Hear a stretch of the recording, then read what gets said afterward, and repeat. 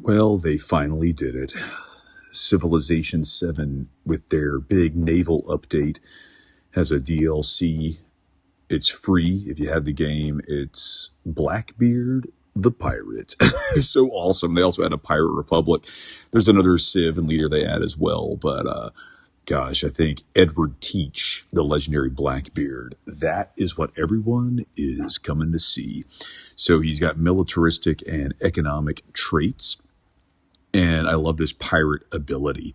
All naval units gain the pirate ability, and it really does. It adds that little skull and crossbones over your ship, allowing them to cross borders of other civilizations, plunder trade routes from non-allied civilizations, and attack naval units of non-allied civilizations without declaring war.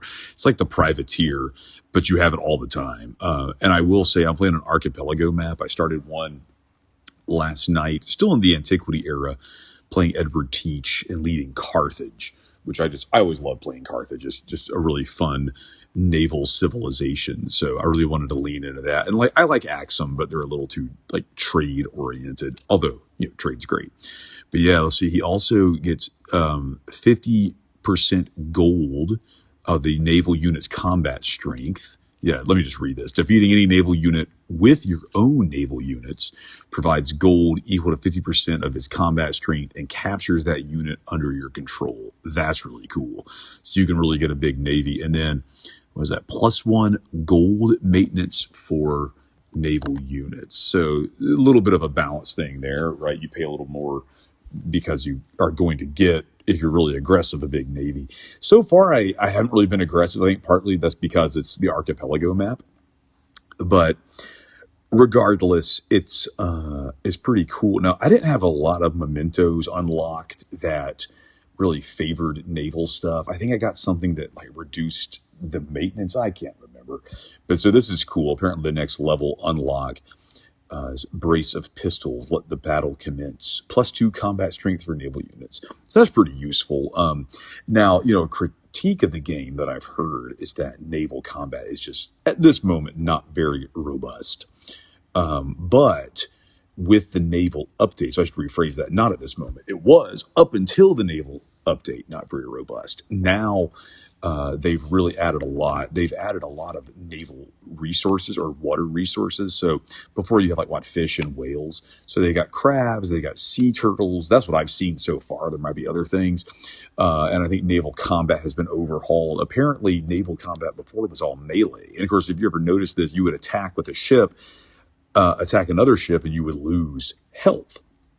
And if you've played any other version of Civ, or at least the more modern versions like Civ 6, if a ship bombarded, it was a ranged attack and you wouldn't get hurt. And I think there were a few unique units or some ships that did have a ranged option at sea against other naval units, but I'm just not sure. So this is kind of cool. So they have a ranged option now for more of the ships. And again, I haven't gotten very far in there, but it's just so cool. I had never really had thought about wanting to play as Blackbeard. And of course, he also introduces the Republic of Pirates, which I'm definitely going to try when I get to Exploration Age. That sounds just awesome. But, and I'll have to cover that in another video because I haven't gotten there yet. I don't know a whole lot about it. But anyway, it is just really cool that we have a pirate civilization. Almost as I didn't realize I wanted it until Firaxis gave it to me. So this is great. Definitely adds a lot of fun and depth to the game.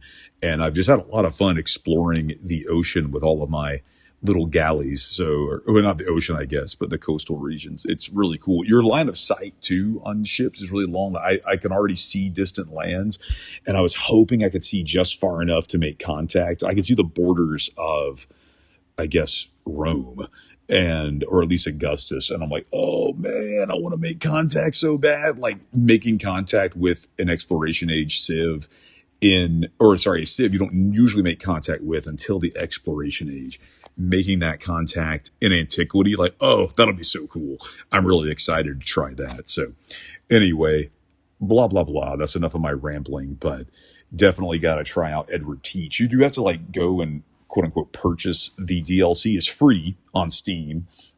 But it's very easy to do. I thought it was like automatically added because I have the Founders Edition, so not to flex or anything. But I booted up the game and I was like, "Where's Blackbeard? Where's all this cool stuff?" So you have to like go and download it. But then you just exit the game, restart, and you're good to go. So, all right, definitely try them out. Thanks for listening. If you stuck around this long, and yeah, play some Civ 7. It's not the terrible game everyone makes it out to be.